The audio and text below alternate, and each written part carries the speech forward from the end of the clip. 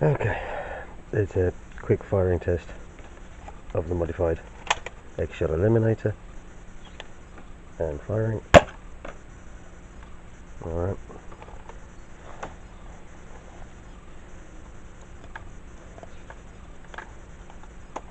Go one more time and firing.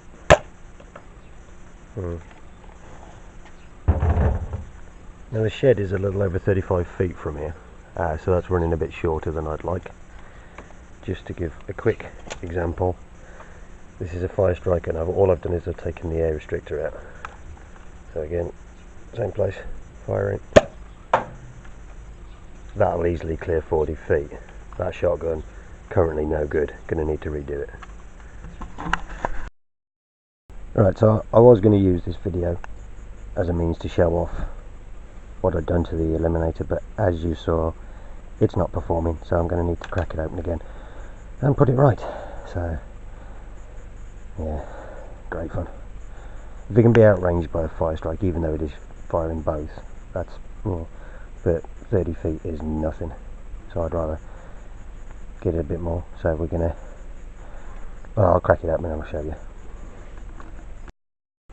Chances are a lot of people have either seen or attempted this mod, but it's the whole cylinder switch bit here that is removed to make it fire both at once, and then you have to fill the gap, and that's where the problem is on this particular one, is that I didn't do a very good job.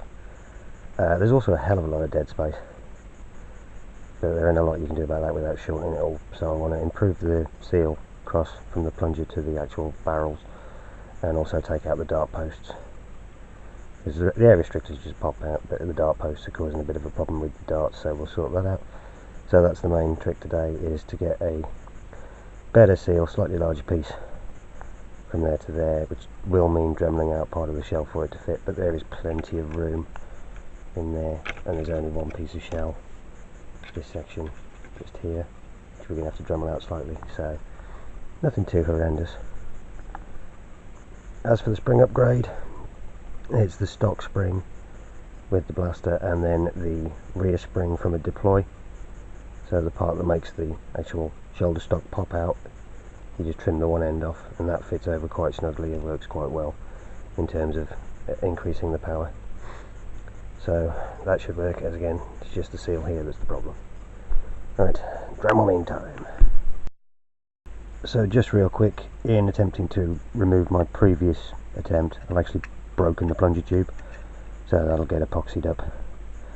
But just beware, you need to do it properly first time, or you could end up damaging something.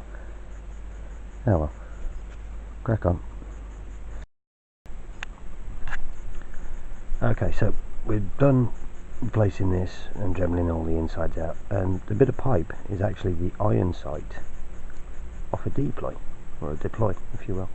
Just cut the right size with a pipe cutter and fitted. It's just the right size to fit over that, and then you just have to glue it on there.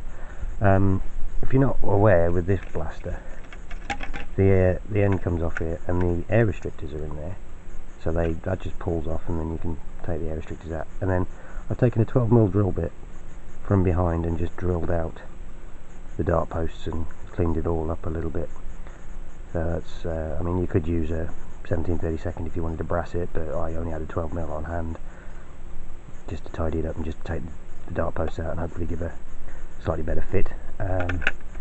I've epoxied all of this together, so that is now one solid piece, and to allow for the slightly wider pipe here, you do have to dremel out this section just here a little, and I've also done it on the bottom bit as well, just to be on the safe side.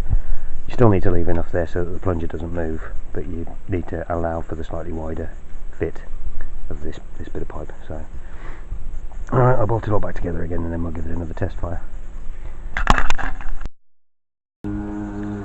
Alright, so X-Shot Eliminator test fire, take 2. Firing.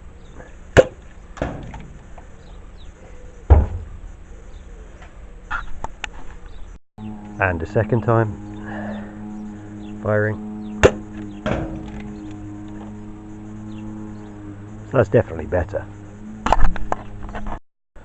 Okay, so it's a bit fussy about dart fit,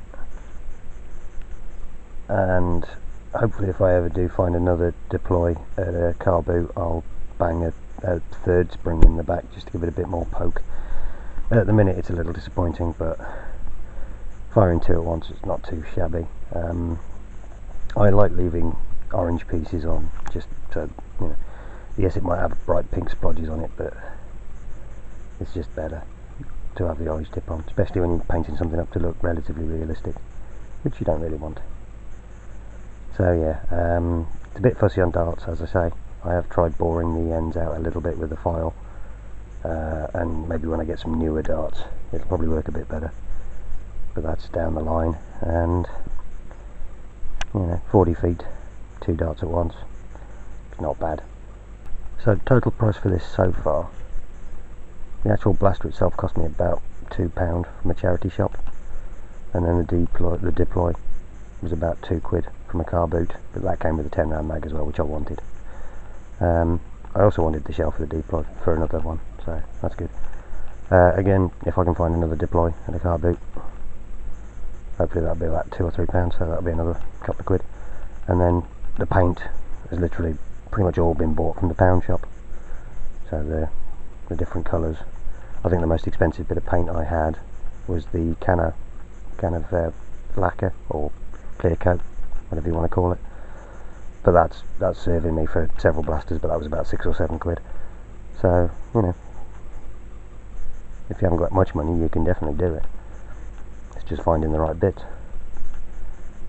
Yeah, decent screwdriver, set of files, decent pair of clippers really to trim the spring if you need to.